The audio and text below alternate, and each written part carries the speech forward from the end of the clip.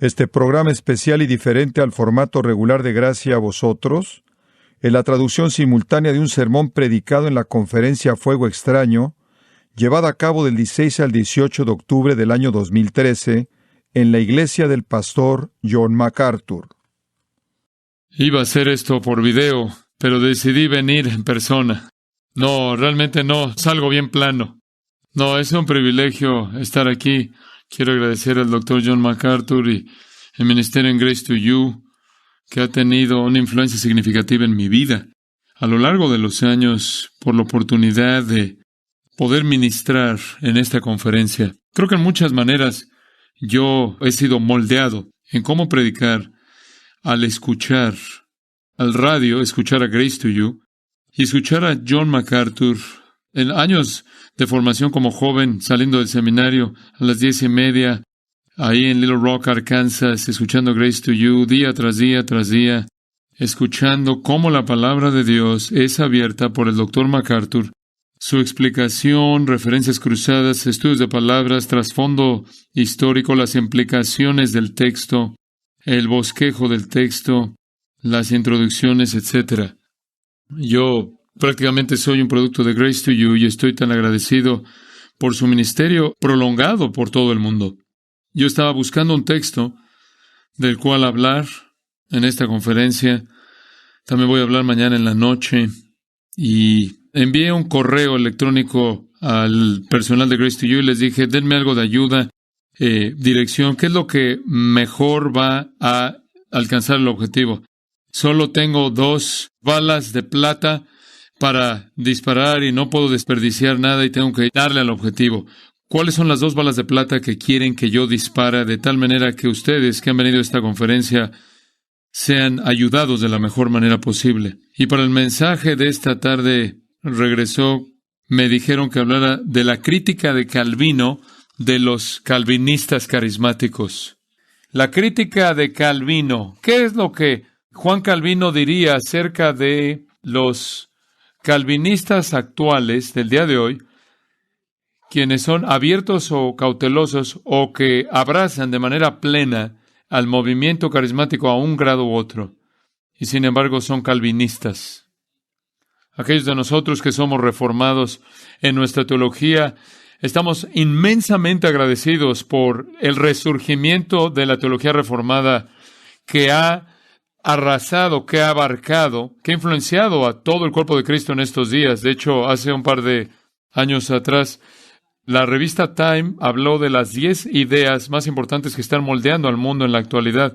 Y en esa lista fue impresionante ver que decía el nuevo calvinismo. Aún el mundo reconoce que hay un resurgimiento de la teología calvinista reformada que se está llevando a cabo. De hecho, el Dr. MacArthur ha dicho, si tú no eres reformado el día de hoy, en esencia eres irrelevante. Yo añadiría a eso, estás mal.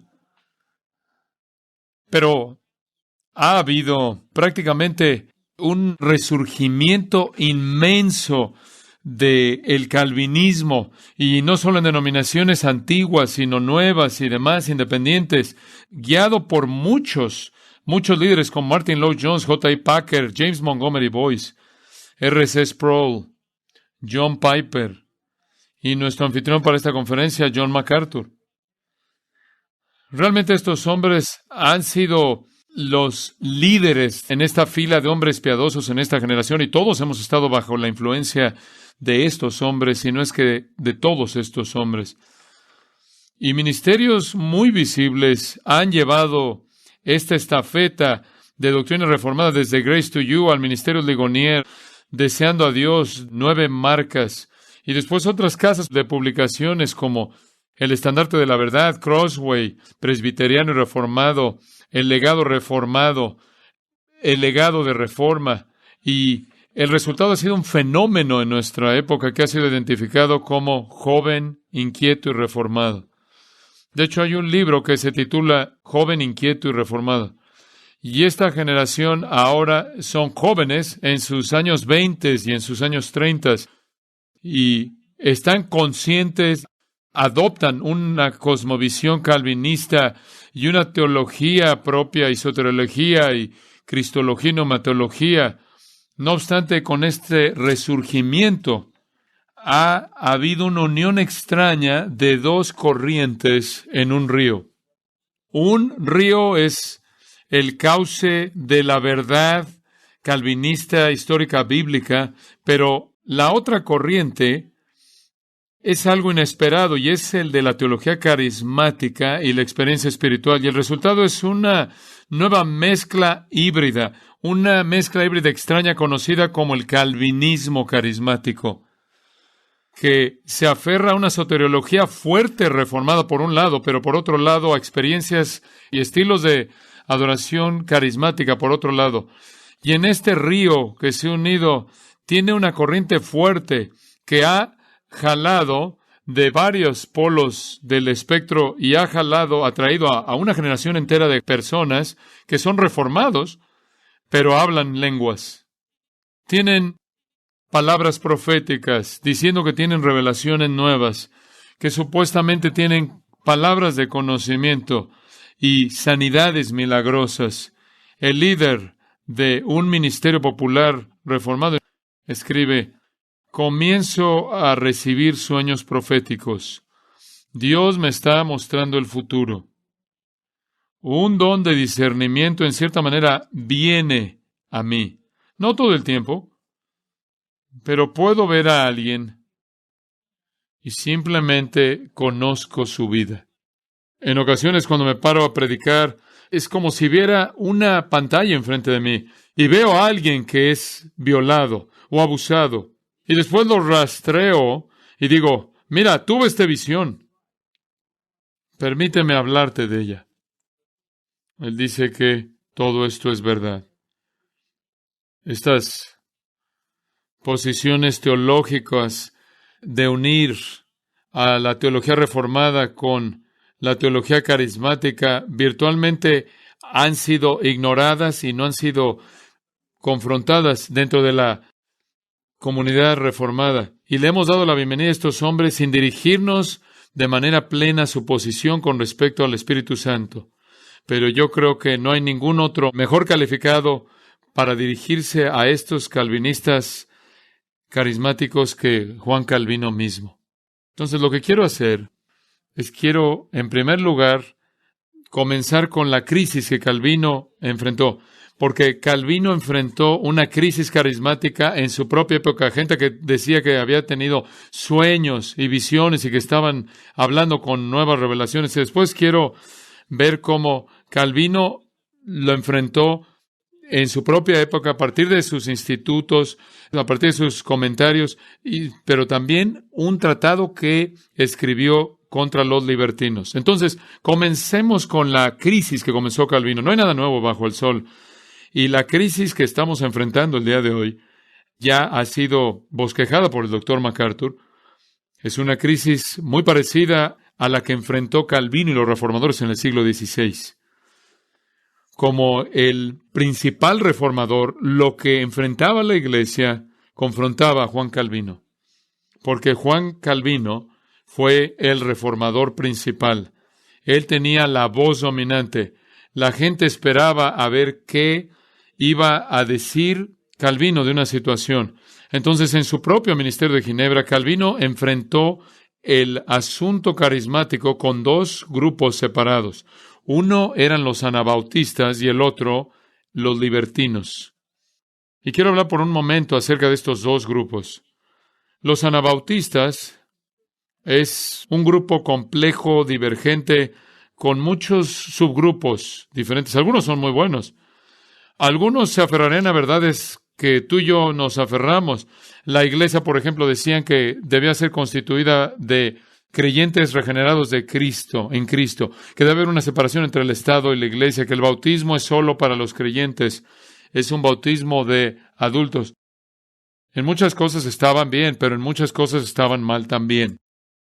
Habían elementos del grupo anabautista que comenzaron a desviarse en una palabra interna y un testimonio interno del Espíritu Santo y comenzaron a buscar sueños y visiones y experiencias estáticas y revelaciones privadas, excesos emocionales, encuentros místicos, manifestaciones proféticas, contorsiones físicas y relatos milagrosos.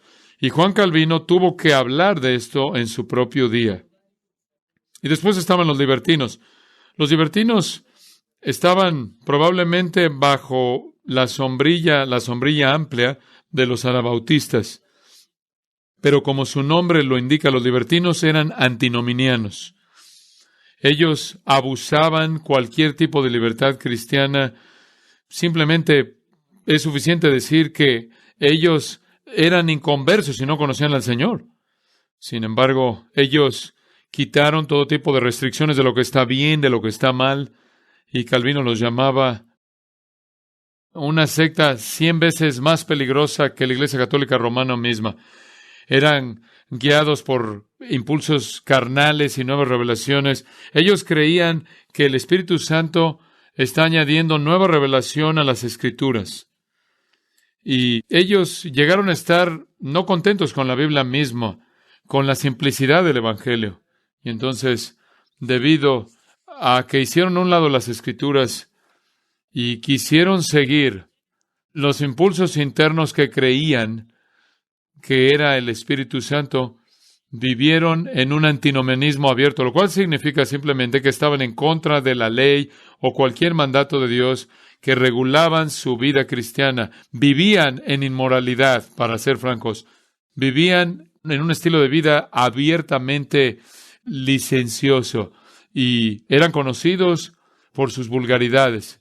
Eran conocidos por su vulgaridad, por su carnalidad, por su terrenalidad, por su mundanalidad, por su profanidad. Se gloriaban en ser crudos, en su supuesto cristianismo. Algunos de sus líderes, entre los libertinos, se vestían en túnicas rotas y querían que los vieran de una manera cruda.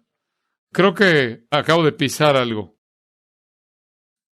Era algo así como una especie de espiritualidad, una especie de look. Se veían así como una especie de personas muy espirituales, medio medievales, sin tener que resistir la tentación, ni pelear contra el pecado, ni buscar la santidad. Y Juan Calvino era el hombre indicado para comenzar a dirigirse a este asunto. Los otros reformadores en Suiza comenzaron a escribirle casi a MacArthur. Bueno, él también. La edición de 1536 de Caos Carismático comenzaron a escribirle a Juan Calvino. Y Calvino era el hombre correcto. No sé si se están riendo de mí o conmigo. ¿Cómo vamos a tener una relación cuando...? Muy bien. Fue Benjamin Breckinridge Warfield quien identificó a Calvino como, cita, el teólogo del Espíritu Santo. Fin de la cita. Conforme pensamos en Calvino acerca de la predestinación, elección y el decreto eterno de Dios y la muerte de Cristo, él fue más conocido como el teólogo del Espíritu Santo. Y Warfield, el gran erudito de Princeton, dijo, es probable que la más grande contribución de Calvino a la ciencia teológica yace en el rico desarrollo, el cual fue el primero en dar acerca de la doctrina de la obra del Espíritu Santo. En los institutos, refiriéndose a su magnum opus, los institutos de la religión cristiana, Warfield escribe, los institutos simplemente son un tratado acerca de la obra de Dios, el Espíritu Santo, al hacer de que Dios dé a conocer de manera salvadora al hombre pecador. Y lo que puede sorprendernos a muchos de nosotros es que el asunto y la crisis carismática en la actualidad no es nada nuevo, y fue algo prevalente en sus abusos y excesos en el siglo XVI, como hablaremos mañana por la noche, también en el siglo XVII con los puritanos, con lo que ellos confrontaron. Entonces Juan Calvino no guardó silencio acerca del abuso del ministerio del Espíritu Santo. Muchos de los líderes reformados en la actualidad que están abiertos a prácticas carismáticas harían bien en sentarse a los pies de Calvino y ser instruidos por él. Ahora, quiero que vayamos a continuación a la corrección que Calvino presentó. Como una torre que sobresale por encima de los siglos de la historia de la Iglesia, Juan Calvino es el personaje más importante Él era tan fuerte que Felipe Melanchthon lo llamaba simplemente el teólogo, con lo cual se refería, él era el teólogo que Dios dio a la iglesia. Él era el genio teológico que se encontraba detrás de la Reforma. Phil Schaff escribe, Calvino era el genio exegético del primer orden. Sus comentarios no tienen paralelo por ser originales, profundos, precisos, llenos de salud espiritual y valor permanente. John Murray, quien fue presidente y profesor del seminario de Westminster, dijo de manera breve, Calvino fue el exegeta de la Reforma y en el primer nivel de exegetas bíblicos de todos los tiempos. ¿Cuál sería la crítica de Juan Calvino de esta nueva posición híbrida de los calvinistas carismáticos? Lo que quiero hacer es caminar a lo largo de sus comentarios con ustedes, y quiero caminar a lo largo de sus institutos, y quiero que veamos su tratado de los libertinos. Y está atrás de mí la pantalla, y me llegué a dar cuenta de que será más útil si algunas de estas citas las pusieran ahí frente a ustedes de manera visual conforme las leo. Pero quiero hablar uno por uno estos asuntos. Quiero comenzar con el oficio de apóstol, la responsabilidad de apóstol. El comentario de Calvino de Mateo 10, versículo 1, Calvino de manera clara afirma que la responsabilidad de apóstol fue restringida al primer siglo y no debía haber sido vista como algo perpetuo. Algunas de las declaraciones que se hacen hoy en día por los calvinistas carismáticos dicen que son apóstoles y continúan en un apostolado. Y simplemente eso no es verdad. Dios dio a los apóstoles a la iglesia para que fueran el cimiento de la iglesia, para que la iglesia fuera construida sobre ellos. Pero solo colocas un cimiento una vez en el proyecto de un edificio, y eso es al principio, y el resto del edificio descansa sobre ese cimiento. No vuelves a colocar el cimiento en el segundo piso, después en el tercer piso, después en el quinto piso, y después echas otro cimiento en el techo. No, solo se coloca una vez al principio. Y Calvino entendió eso, y fue la función del apóstol, y él entendió que Dios dio el don de milagros a los apóstoles para certificarlos como mensajeros únicos por parte de Dios que estaban trayendo revelación directamente de Dios y que tenían autoridad sobre la iglesia gracias a esta revelación que estaban trayendo. Por eso Pablo comienza, Pablo, apóstol de Cristo Jesús. De tal manera que ellos supieran que lo que está registrado en sus cartas tenía autoridad apostólica divina sobre todas las iglesias, en todo lugar, en toda época. Entonces, Calvino, gracias por ese aplauso. No, yo sé cuando ustedes están fingiendo. Bien. Bueno, fue uno de mis alumnos que quería una mejor calificación. Entonces, Mateo 10, versículo 1. Juan Calvino, quiero que oigan en las palabras de Calvino. Y creo que pues quizás recibirán una palabra de conocimiento aquí en un momento. Muy bien, lo voy a leer de todas maneras. El llamado de los apóstoles aquí es descrito para nosotros. No obstante, es apropiado señalar que Jesús aquí no habla del apostolado perpetuo, sino solo de predicación temporal. Y después él procede a describir el lugar de los milagros como sellos en la doctrina de los apóstoles. Entonces, Calvino, desde el principio en su armonía de los evangelios, por cierto, él murió predicando una armonía de los evangelios. Estaba convencido de que el apóstol, la responsabilidad de apóstol estaba restringido al primer siglo, y él decía que por lo tanto los milagros están restringidos al primer siglo como certificaciones del nuevo mensaje que están trayendo. Calvino también habló de la recepción del Espíritu Santo en Hechos 2, versículo 38 en sus comentarios. Él escribe, no recibimos recibiéndose al regalo del Espíritu, no lo recibimos para que podamos hablar con lenguas, para que seamos profetas, para que podamos curar a los enfermos, para que podamos hacer milagros. Sin embargo, nos es dado para un mejor uso, para que creamos con el corazón para justicia, que nuestras lenguas sean usadas para una verdadera confesión. Su argumento es, no hemos recibido el bautismo del Espíritu Santo, el regalo del Espíritu Santo para hablar en lenguas. Se nos ha dado para que la lengua que tengamos confiese que Jesús es Señor. Entonces, él presenta su argumento. Llegamos al don de milagros, el cual cree que es un don que ha cesado de existir. Y desde el principio del ministerio público de Calvino, él creía que el don de milagros había cesado durante la época apostólica. En sus institutos, en la edición de 1536, y menciono esta edición, hubieron 5 versiones de los institutos. La última fue en 1559. En su edición de 1536, que fue la primera edición, lo que es interesante es que él no tiene más de 2 años de ser cristiano. Tiene 26 años de edad. Y él escribe su magnum opus. Él era un gigante que caminaba por la tierra.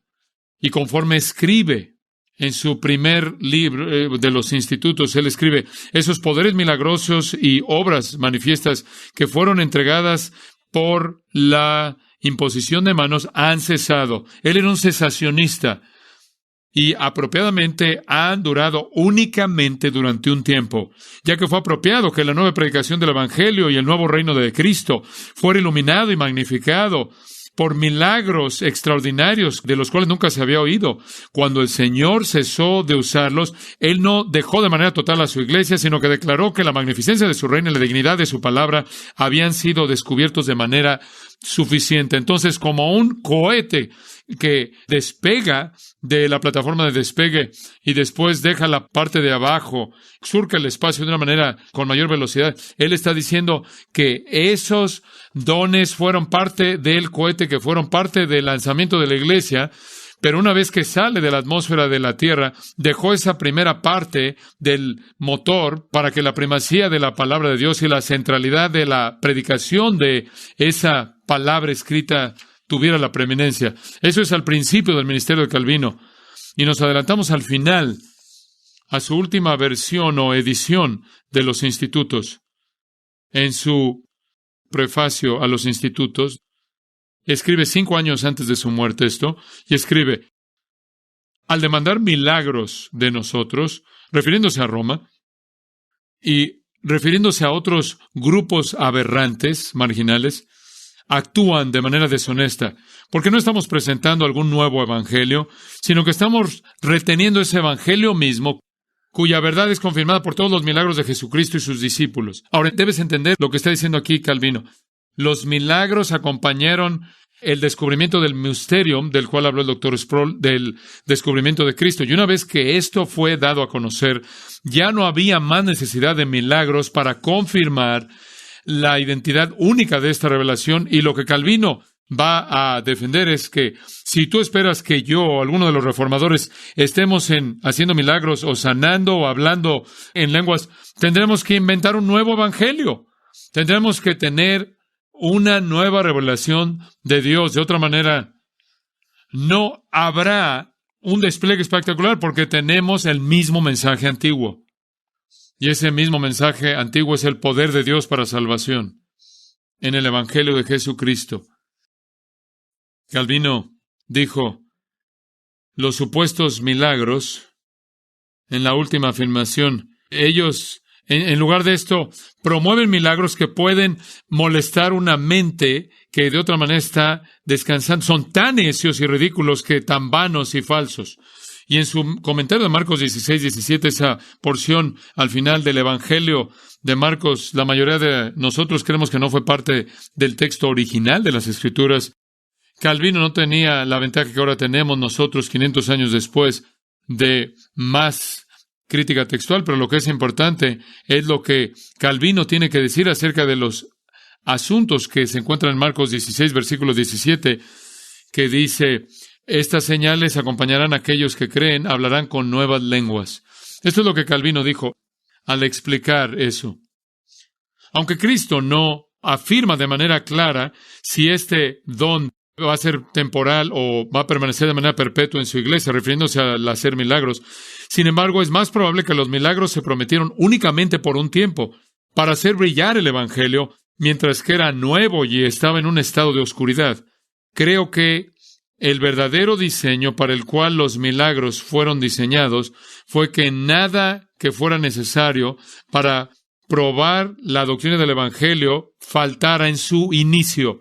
Observen de nuevo sus palabras. Están hablando del principio al comienzo, solo por un tiempo, solo por una época. Él entendía que fueron dados por el Espíritu Santo en la iglesia solo al comienzo de la edificación de la iglesia. Al final de esta cita. Sin embargo, aquellos que vinieron después de él no permitieran que estuvieran totalmente destituidos de milagros y, sin embargo, fueron guiados por avaricia y ambición necia. Fin de la cita. Lo que está diciendo Calvino es que la supuesta profesión de milagros continuos no tiene validez continua. Es algo necio. Y él continúa diciendo lo siguiente en Marcos 16:17. De esta manera, refiriéndose a estas personas que proclaman entre los anabautistas y los libertinos que dicen que pueden hacer milagros, de esta manera la puerta se abrió para las farsas de Satanás. En otras palabras, una puerta se ha abierto para todo tipo de doctrinas engañosas y experiencias falsas.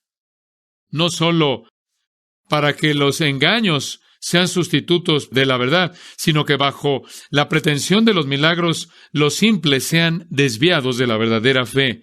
Es tonto aquello que es promovido por aquellos que se oponen a nuestra doctrina, que le falta la ayuda de milagros. Calvino simplemente lo presenta como algo tonto. Y les diría a aquellos líderes reformados que están metiéndose en experiencias carismáticas y doctrina carismática, él les diría, ustedes están abriendo la caja de Pandora para su iglesia y para aquellos que están siguiendo tu ministerio. Y con frecuencia un líder llega hasta al borde del risco y aquellos que lo siguen corriendo y se caen y siguen y caen por el risco para llegar a su destrucción. Y Calvino está presentando una advertencia seria. La puerta de los engaños de Satanás son abiertas conforme cuando tú distraes a la gente de la verdad y se involucran en aquello que no es escrito por el Espíritu Santo. En Hechos 14, versículo 3, Calvino es muy específico, enseñando acerca de esto. Hechos 14, 3 dice, el Señor estaba concediendo que señales y maravillas fueran hechas por sus manos. El comentario de Calvino dice, el Señor dio testimonio del Evangelio en milagros porque muestra el verdadero uso de milagros. Él dice, ese es el verdadero uso. Fue para traer certificación, fue para certificar, para validar el mensaje que estaba siendo traído por los mensajeros apostólicos. Él dice, no sea que sean llevados al abuso y la corrupción, Dios nunca permite que sean separados de su palabra. Ahora, esta es una oración clave y la va a desarrollar de manera más plena en un momento. Pero esta es la mente teológica brillante de Calvino operando. Calvino dice que la palabra escrita de Dios y el Espíritu de Dios nunca pueden ser separados. Lo que el Espíritu Santo está haciendo en el mundo, siempre lo está haciendo en un vínculo mutuo con la palabra de Dios. Nunca vas a tener al Espíritu Santo por acá haciendo una obra de manera independiente de la palabra escrita de Dios. El Espíritu Santo,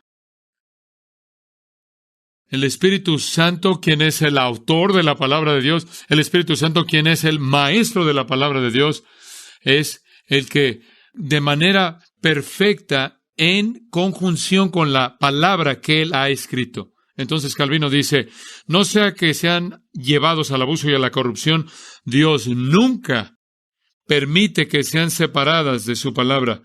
Y después se refiere a las obras milagrosas del Espíritu Santo en Hechos 14. Porque si los milagros fueron hechos en algún momento sin su palabra, primero fue muy raro, en segundo lugar, salió muy poco fruto de ello. Warfield decía, es irracional pedir milagros, dice Juan Calvino, o encontrarlos en donde no hay un nuevo evangelio.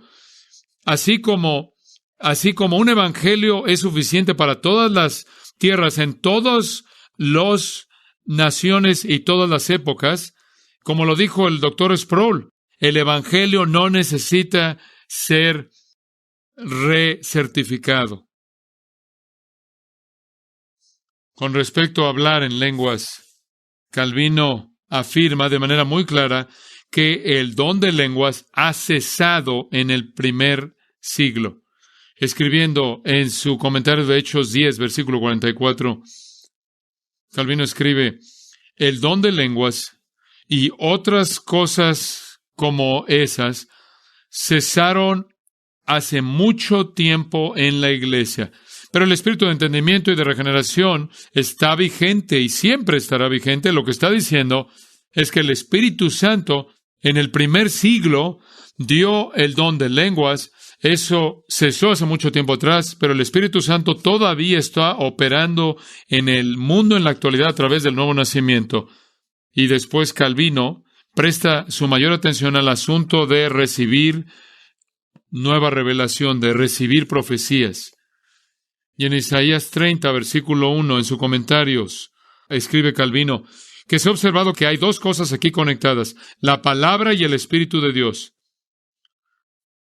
En oposición a los fanáticos, quienes apuntan a oráculos y revelaciones escondidas, esto se refiere a revelaciones privadas, sin la palabra, refiriéndose a la palabra escrita. Lo que Calvino está diciendo, Dios ha unido al Espíritu y a la palabra. Los fanáticos, refiriéndose a los fanáticos y a los libertinos y a los anabautistas, dicen que ellos prácticamente... De hecho, yo he estado en iglesias, les puedo decir, que dice el pastor: abran su Biblia y vayan conmigo a Mateo, Marcos, Lucas, Juan. Y la gente está casi bostezando, pero si entra al púlpito y dice: venía camino a la iglesia y Dios me habló, no puede haber suficiente emoción y la gente quiere escribirlo. Calvino dice: no, así no es como Dios opera en su iglesia y en este mundo, en esta época de historia redentora. En su comentario de Hechos 21, versículo 9, el mismo asunto de revelaciones. Calvino dice: mediante este medio, refiriéndose a la profecía revelatoria. Quiero añadir aquí un comentario. Calvino entiende la profecía en dos sentidos, como John MacArthur lo entiende, que hay proclamación y hay predicción. La proclamación se refiere al don de predicación, proclamar lo que ya ha sido revelado en las Escrituras, pero predicción se refiere a recibir nueva revelación. Calvino dice: mediante esto, refiriéndose a la profecía reveladora, el Señor quiso embellecer los primeros principios del Evangelio cuando levantó hombres y mujeres para predecir cosas que estaban por venir. Las profecías ya casi habían cesado muchos años, refiriéndose ahí, las profecías ya casi habían cesado muchos años entre los judíos, refiriéndose ahí a los años de silencio, 400 años de silencio, para que al fin estuvieran más atentos y deseosos de oír la nueva voz del Evangelio. La profecía reveladora debía durar solo por un poco de tiempo, no sea que los fieles siempre esperaran algo nuevo. En otras palabras, si le dices a la gente que algo más nuevo está por venir, no van a estar satisfechos con lo que dice Romanos y lo que dice la Biblia, van a querer algo nuevo. Y si Calvino dice: si es nuevo, no es verdad. Calvino procede a decir: es profecía reveladora. La profecía reveladora debe durar durante poco tiempo, no sea que los fieles siempre esperen algo nuevo o sus mentes curiosas tengan ocasión de buscar o inventar algo nuevo de vez en cuando. Porque sabemos que cuando esa capacidad y habilidad fue quitada, no hubieran hombres enfermos del cerebro que se jactaran de que eran profetas. Esto es lo que él dice que eran, estaban enfermos del cerebro. Dios, al quitar las profecías, quiere decir las nuevas revelaciones, testificó que el fin y perfección estaba presente en Cristo. Esa es una oración muy importante, porque lo que Calvino está diciendo es que la plenitud de la revelación que Dios tiene para su iglesia vino en y a través del Señor Jesucristo y los discípulos a quienes Él envió para que fueran sus apóstoles. En la plenitud de todo lo que Dios quiso que supiéramos se nos ha dado ya. Y ahora ya tenemos la fe que ha sido una vez dada, a los santos.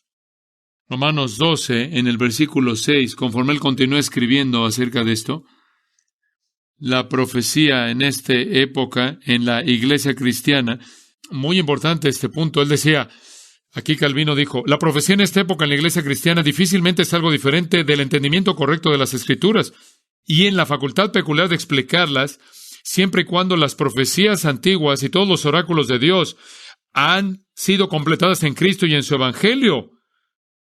Y no parece que Pablo quiso mencionar que esas gracias de milagros mediante las cuales Cristo inicialmente iluminó su Evangelio, no, sino por el contrario. Encontramos que él se refiere únicamente a los dones ordinarios, así como continúan perpetuamente en la iglesia. Entonces Calvino está diciendo, esos dones ordinarios como misericordia, ayuda, administración, él dice, esos van a continuar en la historia de la iglesia, en la época de la iglesia, pero no estos dones milagrosos.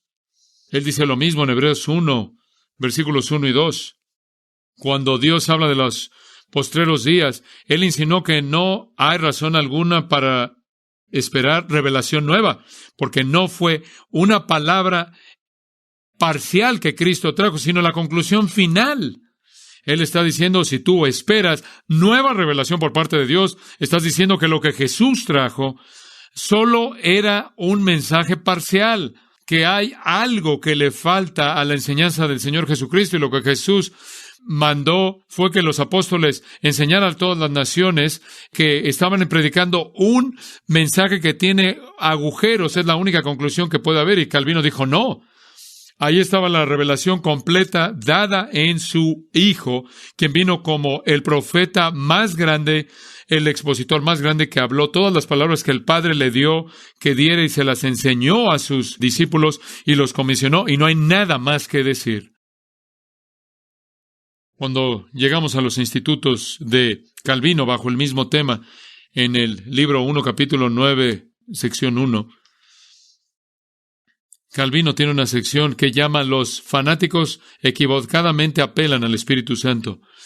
Y Calvino los llama pesos ligeros espirituales.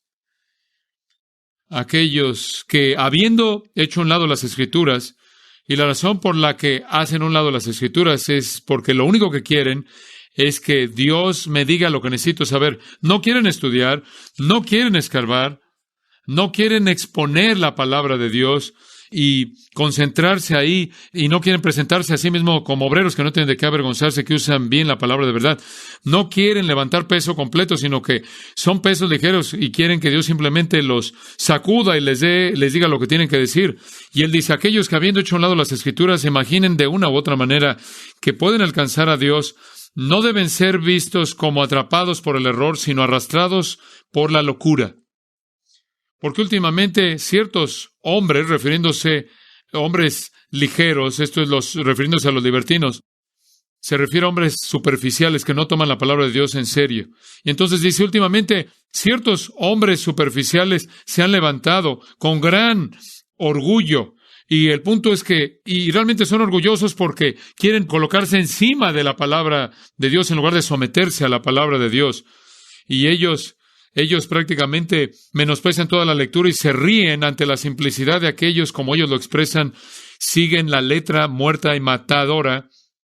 2 secciones más adelante en esta misma parte de los institutos, realmente es la cita más significativa que tiene Calvino acerca del tema.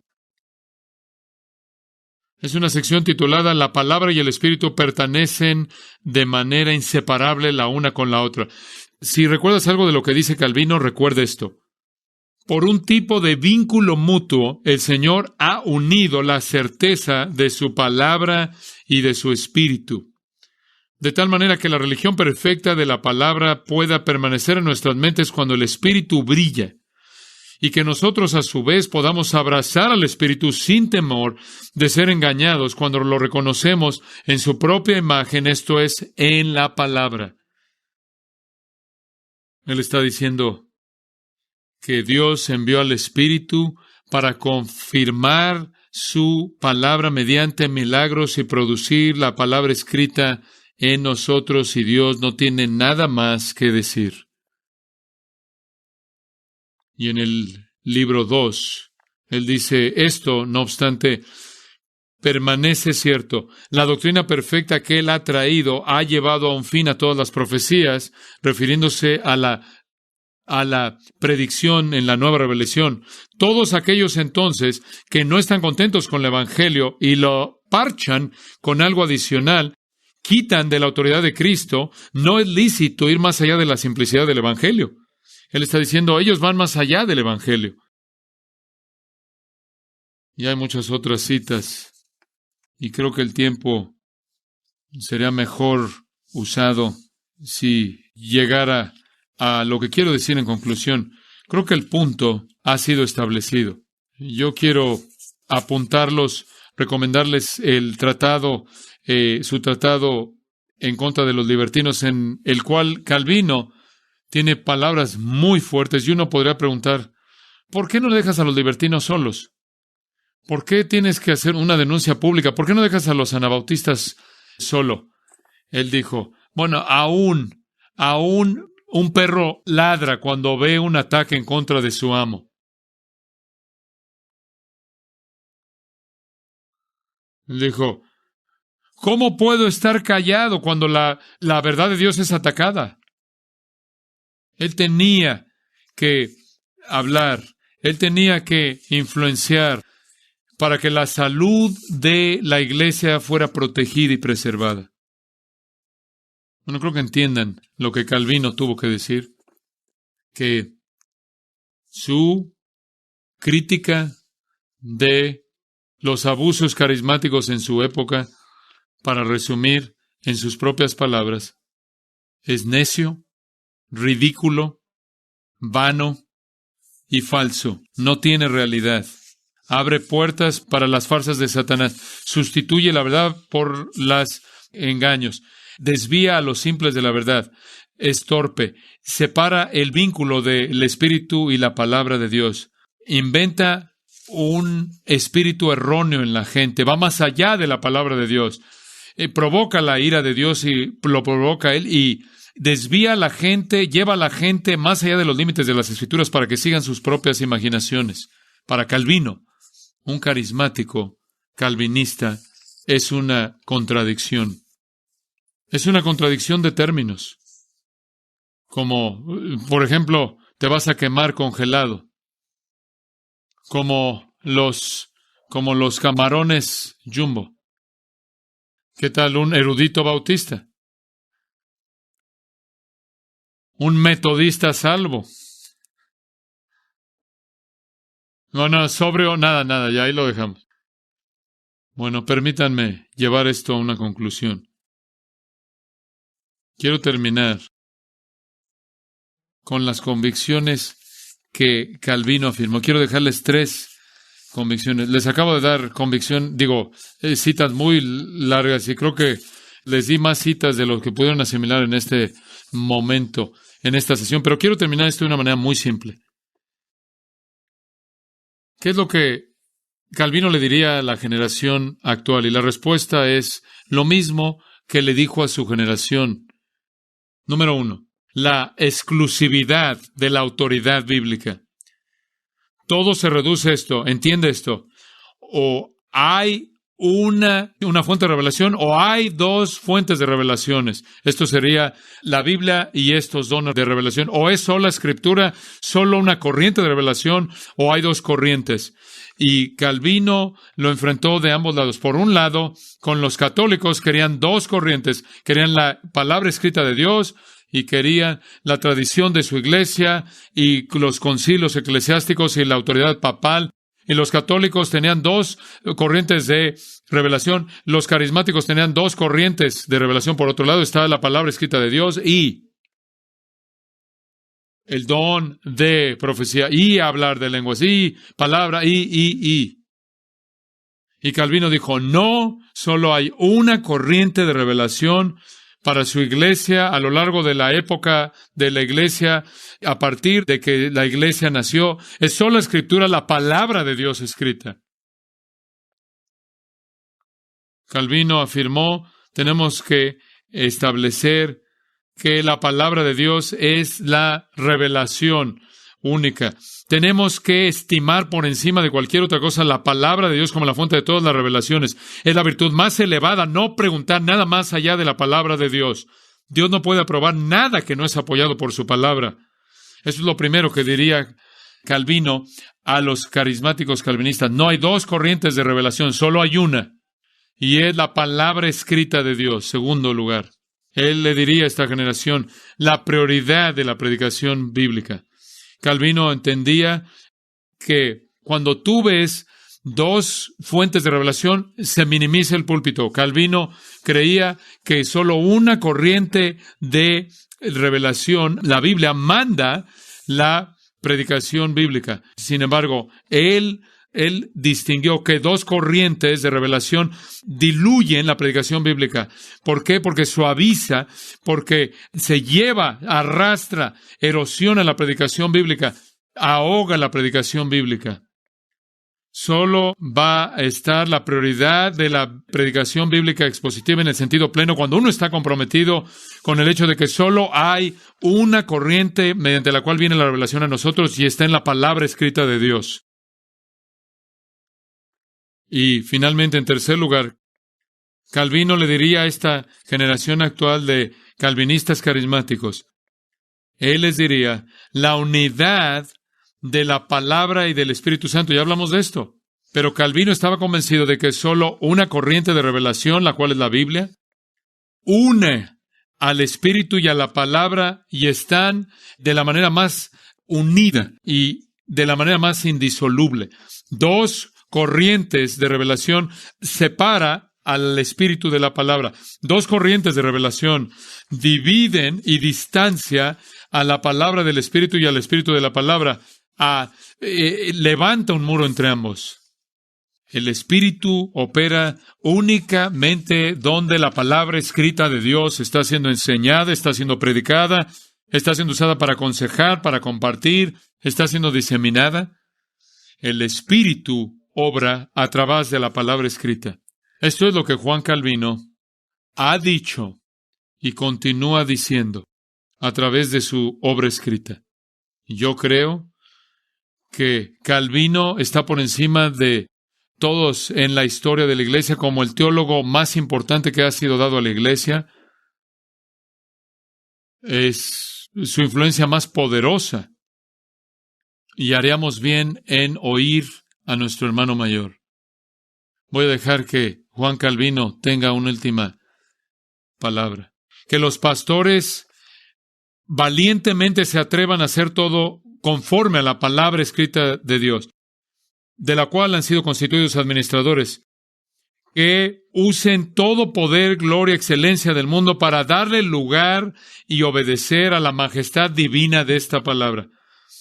Que llamen a todos a obedecerla, de los más altos a los más bajos, que edifiquen al cuerpo de Cristo, que destruyan el reinado de Satanás, que pastoreen a las ovejas, que maten a los lobos, que instruyan, exhortan a los rebeldes, que aten y suelten, que ellos manden relámpago, pero hagan todas las cosas de acuerdo con la palabra de Dios.